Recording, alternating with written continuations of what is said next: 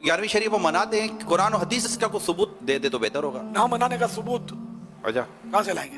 यानी किसी चीज का मना ना होना ये उसके जायज होने की दलील। 11वीं शरीफ तो सदियों से अपने अपने अंदाज में उलमा सुलहा मनाते आ रहे हैं, इसलिए वो हर चीज के लिए ये कहना कि इसका सबूत, तो सबूत मैं सही कहता हूँ, ये उसूल है, सबूत यही है कि किसी शय के अदम जवाज की दलील ना होना खुद दलील है, जवाज है, वरना तो आप कदम भी नहीं उठा सकते। लेंटर की मस्जिदें कहाँ होती थी उस दौर में?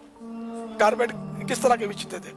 पक्की छतें कहाँ थी? मस्जिद नबी शरीफ की भी कोई इस तरह की पक्की छत थोड़ी थी उस दौर में। अब जो सोने के किंतीन लगे हुए मस्जिद नबी शरीफ में, इनको जाके बोलो कि इस हदीस से तुमने निकाला कि अरबों रुपए का सोना यहाँ लटकाया हुआ है। वीडियो में मौलाना इलियास कादरी से पूछा गया कि 11वीं शरीफ मनाना कहाँ जायज़ है, तो वो कहने लगे कि इसकी दलील ये है कि इसका मनाना मना नहीं है कहीं पर, तो इसकी ये दलील है। देखें, आप सल्लल्लाहु अलैहि वसल्लम की हयात मुबारका हमारे लिए एक मुकम्मल नमूना है। कुरान ने दीन को मुकम्मल कर दिया, आप सल्लल्लाहु अलैहि वसल्लम की अहदीस ने दीन इस्लाम को मुकम्मल कर दिया।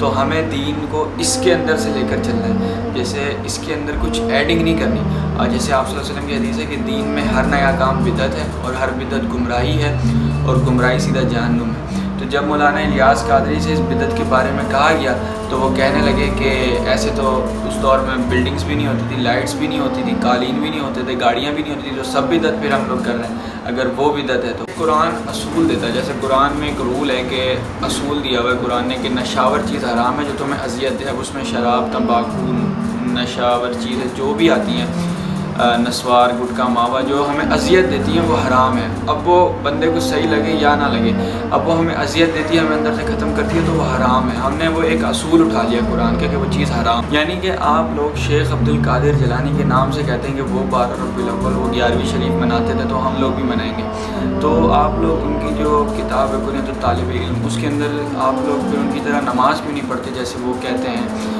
वो रफ़ायदैन से नमाज़ पढ़ा करते थे, तो आप लोग उनकी तरह नमाज क्यों नहीं अदा करते? जैसे कि मौलाना इलियास कादरी ने कहा कि कालीन, कार वगैरह, बिल्डिंग्स वगैरह सब ये दुनियावी चीज़ें, और मैं समझता हूँ कि इससे कोई चक्कर नहीं, क्योंकि आप सल्लल्लाहु अलैहि वसल्लम की हदीस है कि आप सल्लल्लाहु अलैहि वसल्लम एक दफ़ा जा रहे थे तो सहाबा कराम खजूर को टंग रहे थे, उसको बीच में से काट के रख रहे थे। तो अल्लाह के रसूल ने तुम क्या कर रहे हो? तो सहाबाओं ने कहा कि अल्लाह के रसूल हम इसको बढ़ाने की कोशिश कर रहे हैं, इससे इसकी पैदावार ज़्यादा होगी। आप सल्लल्लाहु अलैहि वसल्लम ने उन्हें कुछ भी नहीं कहा और आप सल्लल्लाहु अलैहि वसल्लम चले गए, लेकिन उस टाइम खजूर की जो पैदावार है वो कम हुई। तो सहाबाओं ने कहा अल्लाह के रसूल क्या आपने मना हमें किया था?